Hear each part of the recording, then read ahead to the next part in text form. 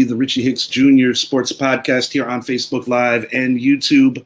On today's show, as I already mentioned, going to be paying homage to two sports legends in the form of the late Pete Rose, the late Dikembe Mutombo, who we sadly both lost yesterday.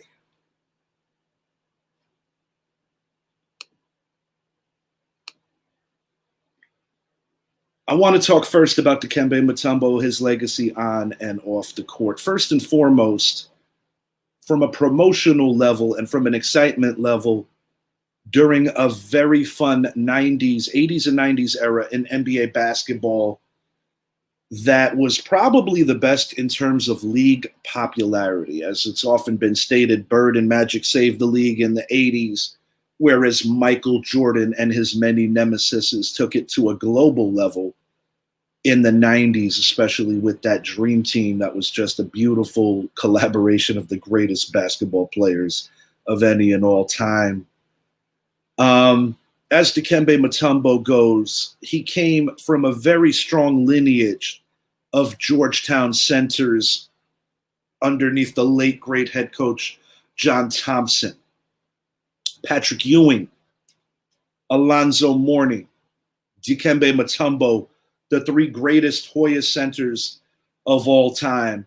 And while all of them had defensive prowess, I would say that Ewing had the best offensive game. Zoe may have very well had the best mix of a game in terms of defense and offensively. But make no mistake, Dikembe Mutombo is one of the absolute greatest shot blockers. And his famous finger wag is still being used on basketball courts today. It was chronicled in The Last Dance how Michael Jordan had never dunked on Dikembe, and the first time that he finally did, he gave back Dikembe his medicine. On the court, one thing that I always loved about Dikembe is that he never seemed to take anything too serious on the basketball court because of his endeavors off the court. He put a lot of blood, sweat, and tears into a lot of his global help for underprivileged countries, starting with the Republic of Congo, where he is from. Dikembe, until the day he died, always gave back to the less fortunate and, quite frankly, was just a beautiful human being.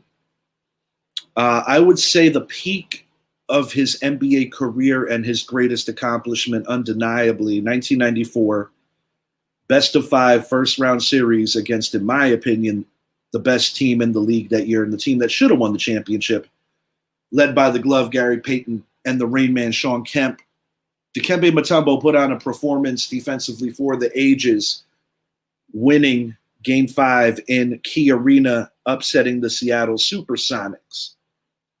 And Dikembe's Denver Nuggets alongside LaFonso Ellis damn near did the impossible, came back from 3-0 in the second round, losing in 7 hard-fought games to John Stockton and Karl Malone's Utah Jazz. Thing I like about Dikembe also is that he aged gracefully in the league. I mentioned about popularity of the league. Obviously, Bill Russell modeled his game on defense, but this was in an era where the league was not as popular and not as global and not as broad-streamed and not as big in the 50s and 60s. I'm going to go as far as saying Dikembe Mutombo is truly the first big man that the marketability of him in the basketball realm was based on defense, and he was the right man for the right time. And I believe that in that regard, he was well celebrated. He made one of the funniest commercials ever talking about his poignant shot blocking abilities. You know, just a great person on and off the court. And I must say, oh, thank you, honey. I must say that it's a loss for the world. It's not just a loss for basketball. You know, I think the tribute that Dikembe's son gave him was just so very beautiful and so very appropriate. And a lot of people are hurting in the NBA family. Dikembe was a beautiful individual. And my heartfelt condolences go out to the Mutombo family. Ultimately, he succumbed to brain cancer. And I remember, I believe I was with Brett, when the news broke that Dikembe was fighting that horrendous disease, that horrendous affliction. And like everything else he did in his life, he did it with grace, courage, and class. Cheers to you, Dikembe Mutombo, on a life well lived. I posted on Dikembe's Twitter to just kind of pay homage and tell him that he was just a phenomenal man. And I myself am thankful for him, quite frankly, doing his due diligence to make the world a better place.